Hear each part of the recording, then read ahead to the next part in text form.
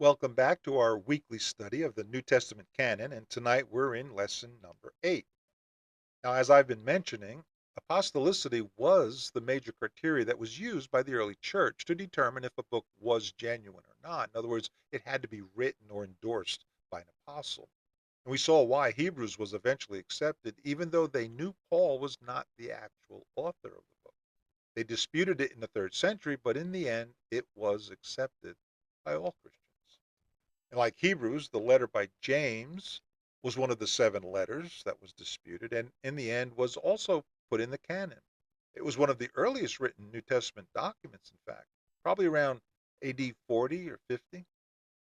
Do you have any idea why James' letter might have been questioned? Why 3rd century Christians wanted to throw this letter out? Well, here's what's interesting. The last person who tried to throw James out of the canon was Martin Luther. He didn't like chapter 2, where James talked about faith without works is dead, and when he said Abraham was justified by his works. Yeah, look, it's James 2, chapter 2. What good is it, my brothers, if someone says he has faith but does not have works? Can that faith save him? And then James brings in Abraham um, as an example of faith. So also, oh no, I'm sorry. Before we get, let's do verse 17. So also, faith by itself, it does not have works. I'm sorry. So also, faith by itself, if it does not have works, is dead. And then he brings in Abraham in verse 21. Was not Abraham our father justified by works when he offered up his son Isaac on the altar? Martin Luther didn't like what James wrote, but he couldn't just start ripping pages out of the canon. So he tried to use the excuse that, well, early Christians, they wanted to throw this letter out too. However, those 3rd century Christians, they didn't want to throw it out for the same reasons that Luther wanted to throw it out. So let's look at some of the facts that we know about this letter. It was known quite early, apparently to Clement in Rome, and it was known to the person who wrote the Shepherd of Hermas. I mean, it was also included in the Peshitta, which was, remember that Syrian version that I mentioned last week? It was widely used as scripture. I mean, Origen was the first one to call it by its name, James. Eusebius, he wrote about it, its public usage in many churches, and he regarded it as a genuine work of James, the Lord's brother. However, they both knew that, and they testified that others had doubts about this letter. And here's what Eusebius wrote. Uh, Let me read that. This was like what, mid 3rd century, fourth, yeah, 3rd century. These things are recorded in regard to James, who is said to be the author of the first of the so-called Catholic epistles. When he says so-called Catholic epistles, by the way, he's referring to it as part of the set of those 7 disputed books. Don't let that word Catholic mislead you. It's not referring to the Catholic Church. It simply means universal. The word Catholic, actually, as it's officially used today, it only began to be used in the middle, sometime in the 11th century. That's when the division in the church between the East and the West was formalized. You see, by that time, it became clear that this was no longer one united movement. Christianity officially became 2 separate institutions in the 11th century, as they each continued to drift away from the original faith as it was once originally delivered in the 1st century. The point is that in the 2nd, 3rd, and 4th century, the word Catholic, it just simply meant universal or orthodox, genuine. At that time, it meant the whole Orthodox Church, or as we would say today, the universal church. The term which Eusebius used here, Catholic epistles, meant the universal epistles. They weren't sent to just one particular church, but to everyone. They were sent to all churches. And so let's continue with this quote. But it is to be observed that it is disputed, at least not many of the ancients have mentioned it, as is the case likewise with the epistle that bears the name of Jude, which is also one of the 7 so-called Catholic epistles. Nevertheless, we know that these also, with the rest, have been read publicly in very many churches. So in the set of quote unquote Catholic epistles, James is one of the seven which was disputed. The problem is, he says, is that not many of the ancients mentioned it or quoted from it. He's not saying no one mentioned it, but there were many who did not. And that's implying that it was not well known. But in spite of that, he acknowledged that in his day, along with other letters, the other ones, James was read publicly by many churches. And so that tells us that it was widely accepted, at least at some level. However, the issue was that was being raised was that it was not quoted by name by the very early church fathers. Remember, it was Origen during the early part of the 3rd century who was the first one to attach James's name to it. And so the objections began sometime in the middle of the 3rd century. But even today, there are still some who have issues with this letter. Modern critics, they have internal difficulties with James's authorship. Remember last week when we looked at Hebrews? We saw that it had internal issues as well. Well, if you recall, the Greek used in Hebrews, it was just too good, compared to other letters that they knew the Apostle Paul had written. And it appears that the Greek in this letter, James, they claim today, it's also too good for the brother of Jesus to have written it, and that's because they think James was just a peasant in Galilee. By the way, before we get into that, let's talk about which James was it. Was it James, Jesus' brother, his half brother? Or was it James, who was actually one of the 12? Some believe that he was both the brother of Jesus and one of the 12 apostles. What do you think? Well, if you remember, all four of his brothers, they were not followers. They didn't believe anything Jesus said while he's alive. John records the time when they challenged Jesus to go up to the feast in Jerusalem. Make yourself known. John 7 says, for no one works in secret if he seeks to be known openly. If you do these things, show yourself to the world. For not even his brothers believed in him. And then Mark tells us when they went out to seize him. I mean, this was right after he selected his 12 apostles. Then he went home, and the crowd gathered again so that they could not even eat. And when his family heard it, they went out to seize him, for they were saying, he is out of his mind. They wanted to protect Jesus because many thought he was crazy. Maybe even his brothers thought that too. So what this tells us is that his brother James could not have been one of the 12 selected apostles, the original 12, because they didn't believe him when the 12 were selected. But if that's so, that this James was not one of the 12, then why should his letter be accepted as scripture? I mean, if James was not an apostle, can this book be inspired? Remember, apostolicity, that was the major criteria for people to accept any document as scripture. So how is this book considered inspired? Well, hold on. Hold that question just for a minute. In spite of the fact that wider circulation appears to have been later compared to it being used at the beginning of the movement, in spite of that fact, there is sufficient evidence to show that it was written very early, between AD 40 and 50. Now, we already looked at some external evidences by Origen and Eusebius that indicated that, but there's also solid internal evidence on its 1st century origin, and that James, the brother of Jesus, is its author. Now, the internal evidences are very interesting. Even though modern critics use these internal evidences against James, they can actually be used in favor of James. Let me show you what I mean. Imagine for a moment that you personally are a Jew and you write a letter from Germany in the mid 1940s. Tell me, what's going on in Germany in the mid 1940s? We know what's going on. You got World War II. So let's say that at that time, as Jews were being persecuted by the Nazis, and you, being a Jew, you write a letter to other Jews in the same country. And in that letter, you discuss all sorts of issues, but you never mention the Holocaust. You don't bring up the persecution that Jews are facing. Would that be strange? I think so. Well, what happened in AD 70 to the Jews throughout the Roman Empire drastically turned their lives upside down, inside out. I mean, the temple of God, it was destroyed. Everything changed at that time.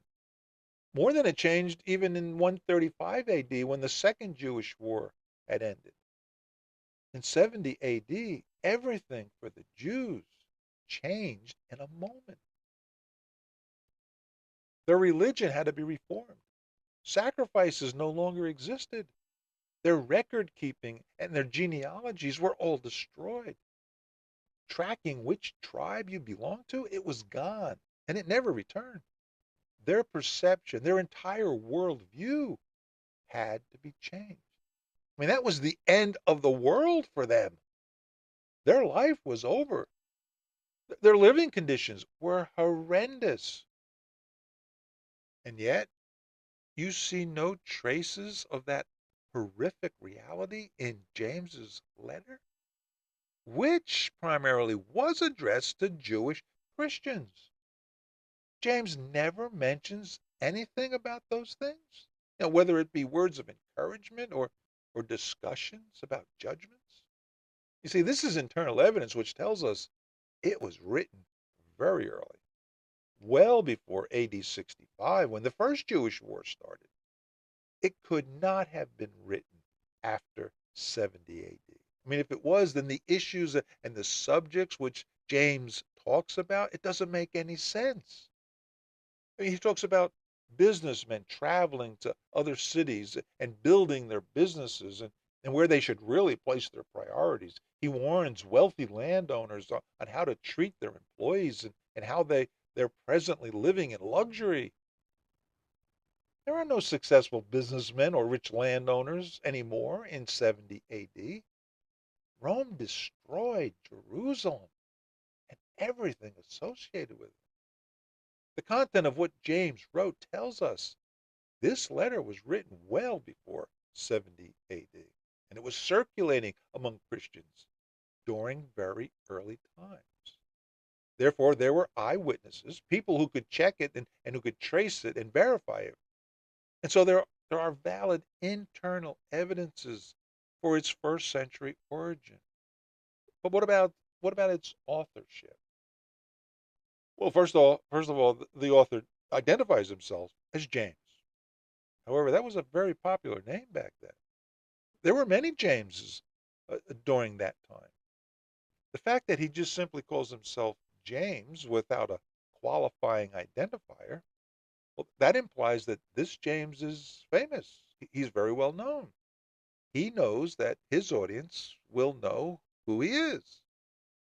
Well, was there a James that was that famous, very well known in the first century? Yeah.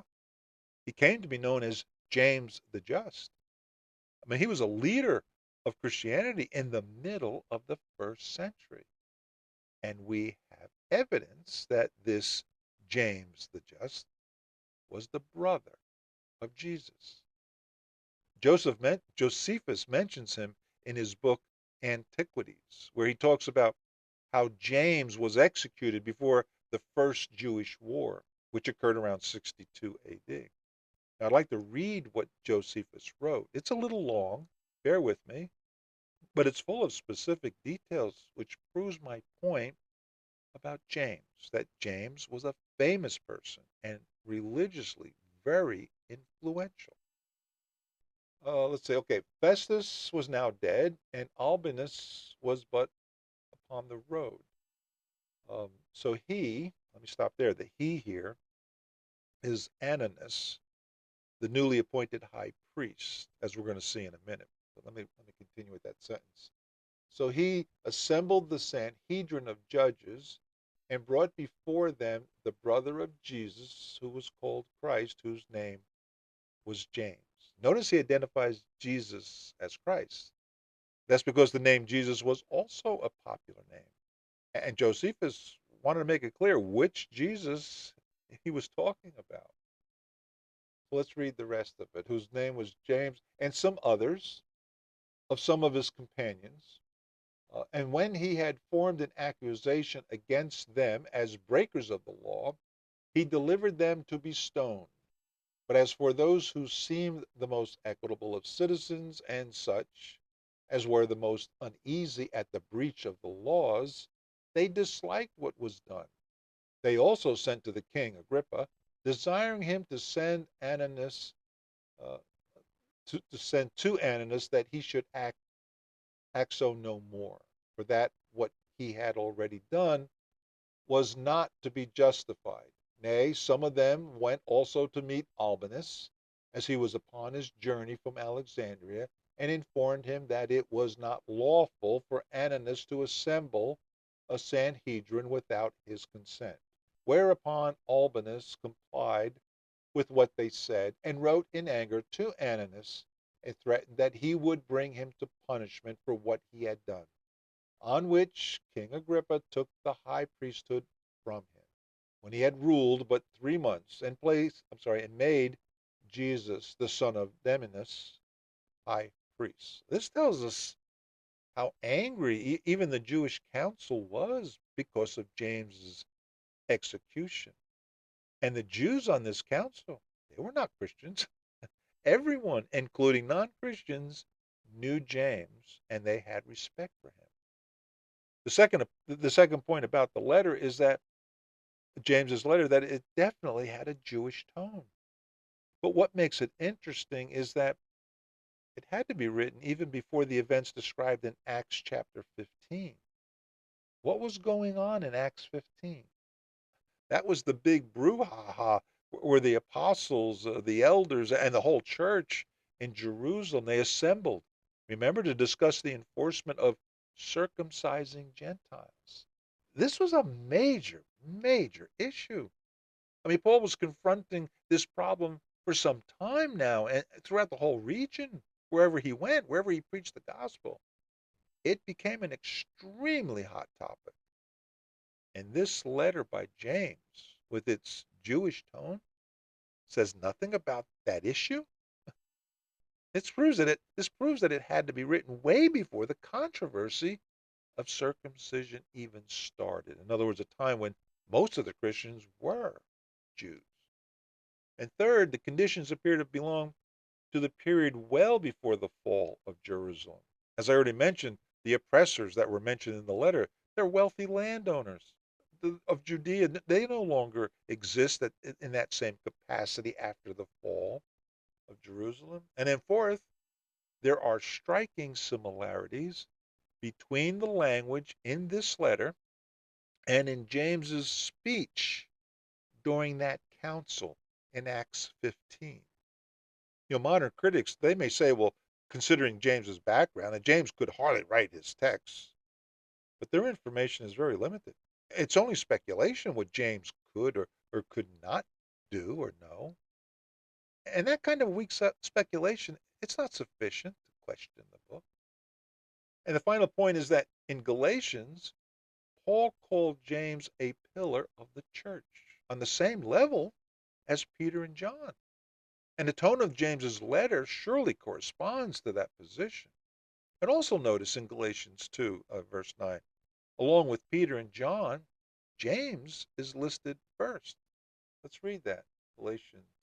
Whoops, I got the wrong note down there at the bottom. It's not First Corinthians. This is Galatians. And when James and Cephas and John, who seemed to be, no, I'm sorry, I take that back. I was right the first time. It's Corinthians. When James and Cephas and John, who seemed to be pillars, perceived the grace that was given to me, they gave the right hand of fellowship to Barnabas and me. Being listed first in this context places that individual in a prominent position.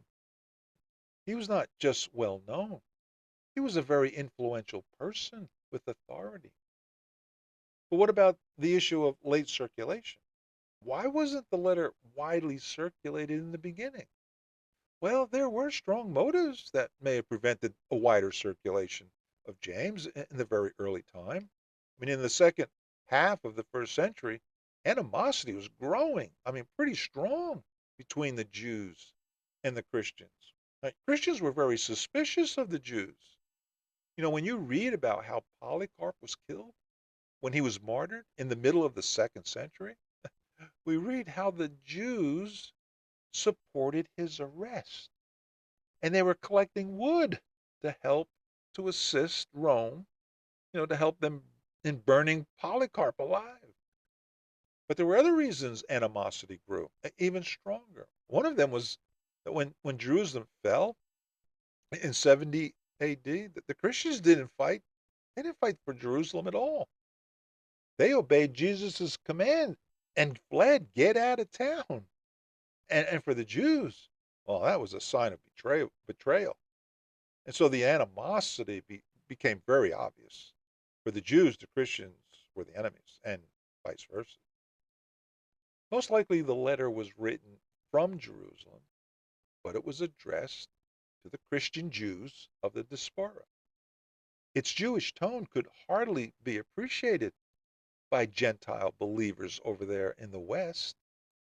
And as a result, during the earliest times, since they really didn't care about it so much, Gentiles didn't have a need to check its origin or to check this letter's genuineness. But the fact that it was finally accepted in the West can be better explained by the binding respect for apostolic authority, in spite of the unpopular tones of who it was originally written to.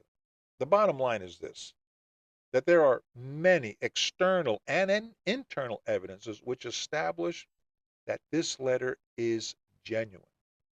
That there's not a single historical fact that would suggest the opposite. That it was written by James, the brother of John, even though he was not one of the 12. However, there's something more that needs to be added, to be said, that might challenge your thinking. This James is referred to and named as among the other apostles by none other than the apostle Paul. Let's read what he said right there in Galatians 1. Then after 3 years I went up to Jerusalem to visit Cephas and remained with him 15 days. But I saw none of the other apostles except James, the Lord's brother. What is Paul implying here? I mean, and not just here, but also in 1 Corinthians. 1 Corinthians 15. Then he appeared to more than 500 brothers at one time. Most of whom are still alive, although some have fallen asleep. Paul's talking about those eyewitnesses who saw Jesus right after his resurrection, right? He doesn't mention any of them by name, except this one individual. Then he appeared to James, then to all the apostles. You notice James is mentioned first by name before he says, then to all the apostles. Is Paul including James as potentially an apostle? I mean, these two passages, plus James's position in the church in Jerusalem, it's evidence to maybe consider James had an apostolic status. Similar to the way that the apostle Paul, he was selected as an apostle, right? But Paul wasn't chosen as one of the original 12, but he was selected as an apostle. So I don't know if James was officially chosen by the Lord. There's no record of it. But Paul refers to him as among the apostles. And so does this mean we have another apostle? Is that even possible? I warned you that this would be challenging. Let's put several things together. The primary criteria for any document to be included into the canon was apostolistic. I'm sorry, yeah, these words are getting overlapped now. Apostolistic, I keep saying. Apostolic origin. The book of James was accepted into the canon, not because it was authorized by somebody else, by another apostle, but because it was written by James. What's the the definition that qualifies a man to be an apostle? Well, number one, the number one requirement is to be a witness to Christ's resurrection. When Paul describes his own apostleship, he describes that it was Jesus who appeared to him on that road. Remember, appeared to him and appointed him. And since James saw Jesus after his resurrection, it's possible to suggest that he was appointed by Jesus. I mean, after his resurrection. In a similar way that Paul was appointed by Jesus. Like I said, we don't have a record of it, but it is a possibility. But what we do know, or what we do have, is that Paul appears to give him a high status, one of an apostle.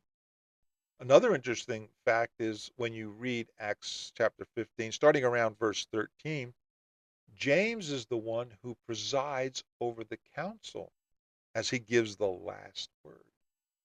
Think about that.